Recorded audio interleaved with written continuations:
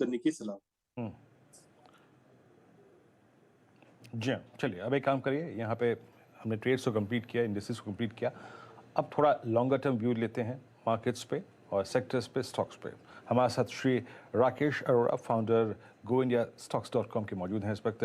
राकेश जी नमस्कार, कार्यक्रम में स्वागत है आपका। और बहुत दिनों बाद आपसे मुलाकात और बात हो रही है। लेकिन सर, ये जो पिछला एक महीना रहा जिसमें इंडियन मार्केट्स ने बहुत बहुत स्ट्रॉन्ग प्राइस परफॉर्मेंस दी, हम करीब करीब ऑल टाइम हाई ट्रैजेक्टरी पे गए, निफ्टी बैंक डोमिनेट कर रहा था। ये हमारे इस पूरे आई थिंक बीते एक महीने के स्ट्रॉन्ग मूव में अगर हल्का सा पॉज कहीं किसी चीज़ में आया है, that's Nifty IT, and specially after the tech HCL technologies ने रिगार्डिंग आई थिंक जो फुल ईयर गाइडेंस में जो थोड़ा सा ट्रिम किया अपने आप को, उसने एक ब्रेक लगाया। आप इस वक्त मार्केट के सेटअप को रीड कैसे कर रहे हैं? यहाँ से रिस्क रिवॉर्ड रेशो आपको कैसा लग रहा है? थोड़ा सा एफआईएस की पोजीशन स्ट्रीम्स होना शुरू हुई हैं, सेटअप कैसा नजर आ रहा है आपको इस वक्त?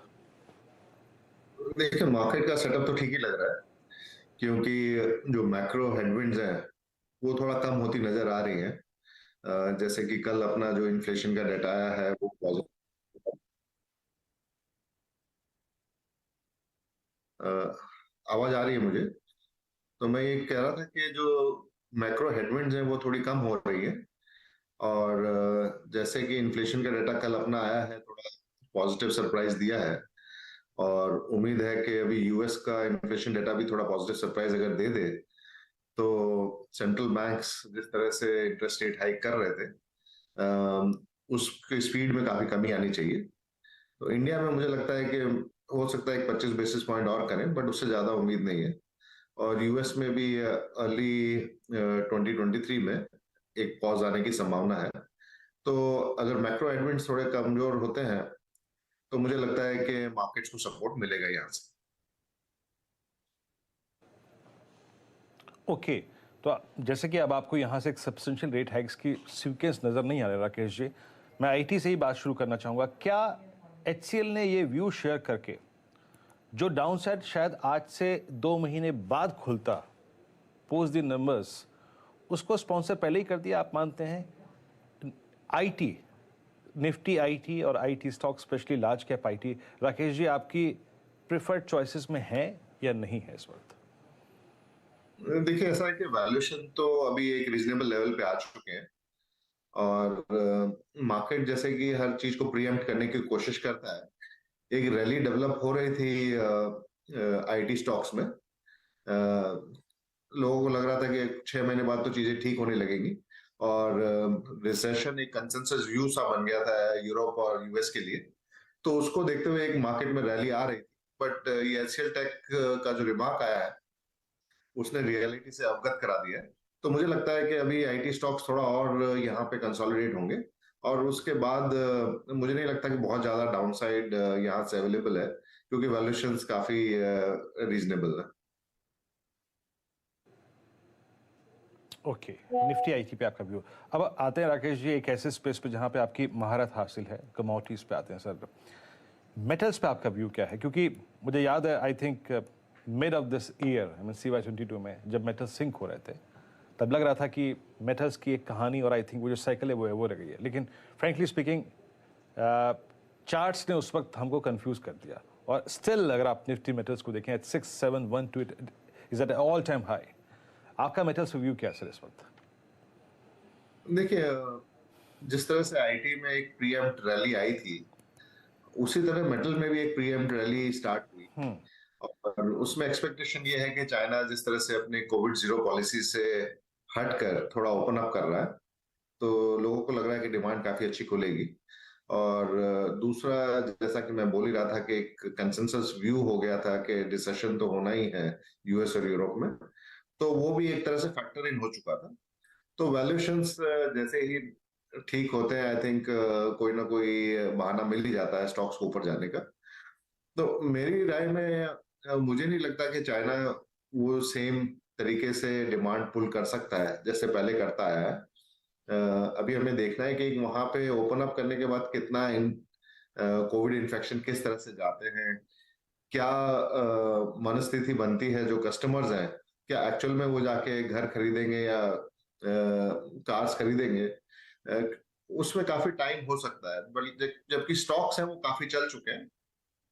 अभी भी आप देखेंगे तो जैसे कि स्टील प्राइस थोड़ा चाइना में बढ़ा है पिछले महीने भर में, but Indian steel prices cut हो रहे हैं क्योंकि हम लोग पहले ही काफी प्रीमियम पे चल रहे थे इंटरनेशनल प्राइस से। तो जब तक कि स्टील प्राइस सब्सटेंशियली नहीं बढ़ जाता, इंडिया में स्टील प्राइस अभी बढ़ने की उम्मीद नहीं है। But stocks almost 52 week high के नजदीक आ गए हैं काफी।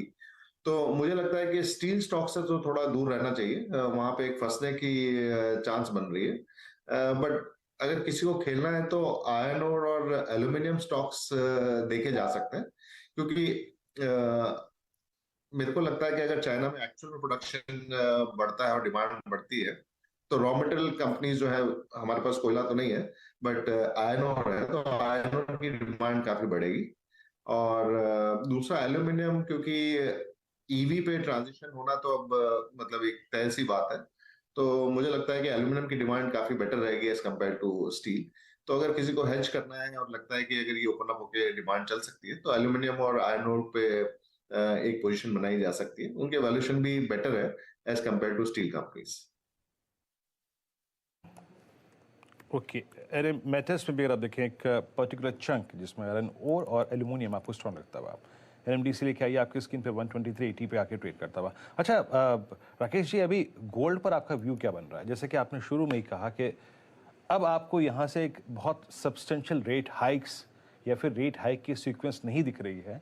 जब से इस बात का थोड़ा सा आभास स्ट्रीट को होने लगा, हमने मेरे ख्याल से 3 नवंबर के ऑनवर्ड्स गोल्ड में एक बहुत स्ट्रॉन्ग अपस्विंग देखा है। गोल्ड की ट्रेजेक्टरी आपको क्या नजर आ रही है इस वक्त सर? देखिए, ऐसा कि वैसे तो गोल्ड जब इन्फ्लेशन बढ़ता है तब लोग लेते हैं। इस बार थोड़ा उल्टा सा होता नजर आ रहा है। हालांकि इंडिया का एक पीक सीजन होता है शादियों का जो अभी चल रहा है, जिसकी वजह से भी गोल्ड की डिमांड थोड़ी बढ़ती है। बट मुझे नहीं लगता कि गोल्ड में कोई ऐसा कोई खास चेंज आने वाला है। $1800 के आसपास घूम रहा है, वहीं पे ही रहने की मुझे उम्मीद है। एक डायवर्जेंस जरूर दिख रहा है दूसरा जो प्रेशियस मेटल है सिल्वर में। सिल्वर उसके मुकाबले थोड़ा तेज दिख रहा है, क्योंकि सिल्वर की यूटिलिटी इंडस्ट्रियल यूज में भी होती है और ईवीज में भी होती है। तो मुझे लगता है कि सिल्वर थोड़ा आउट परफॉर्म कर सकता है गोल्ड को। मुझे नहीं लगता कि गोल्ड प्राइसेस कोई ज्यादा यहाँ से मूव करने वाले हैं। ओके, गोल्ड में अगर आप देखें सब्सटेंशियल इजाफा यहाँ से उम्मीद नहीं कर रहे राकेश जी, लेकिन हाँ सिल्वर प्राइसेस में अगर आप देखें एक मूव अच्छा रह सकता है। अच्छा राजेश सर, कि मैं इनफैक्ट अपना प्रश्न आखिरी में राकेश जी बचा के रखा था बैंकिंग को लेकर ही। इस पूरे अगर आप अक्टूबर नवंबर दिसंबर और in fact second half of CY22 को देखें सर, बैंक्स ने लीड किया। और स्पेशली अक्टूबर के बाद नवंबर दिसंबर में जिस प्रकार से PSU बैंक्स का बिहेवियर रहा, अर्निंग्स अच्छी थी no doubt, but price behaviour I think सबकी कल्पना से अगर आप देखें ज़्यादा अच्छा था।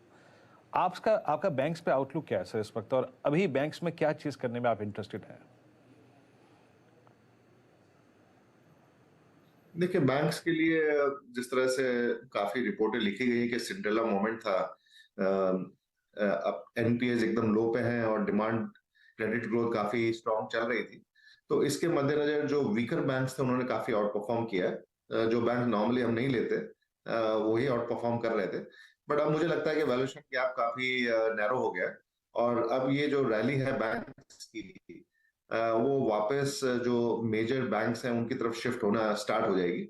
तो मुझे लगता है कि जो वीकर बैंक से निकल के लार्ज और स्टेबल बैंक्स में अभी वापस आने की कोशिश रहनी चाहिए इन्वेस्टर्स की, क्योंकि वो जो एक इनिशियल वैल्यूएशन गैप था वो भर चुका है। अब उतना अट्रैक्शन नहीं रह गया है वो जो वीकर बैंक्स है उनको लेने के लिए। Okay okay okay, Rakesh ji बहुत बहुत शुक्रिया, आप इस कार्यक्रम में शामिल हुए और सभी सेक्टर्स पर अपनी राय रखी आपने। और आपने देखा इनफैक्ट बैंक्स में राकेश जी का व्यू है कि अब एक बार फिर से वो जो डिफरेंशियल हम प्ले कर रहे थे, वीक बैंक्स जो कि ग्रेजुअली अगर आप देखें आप तो अर्निंग्स बहुत स्ट्रांग हो गए, उनसे भी निकल के शायद जो बड़े 4-5 बैंक हैं वहाँ तक अपनी पोजिशन को केंद्रित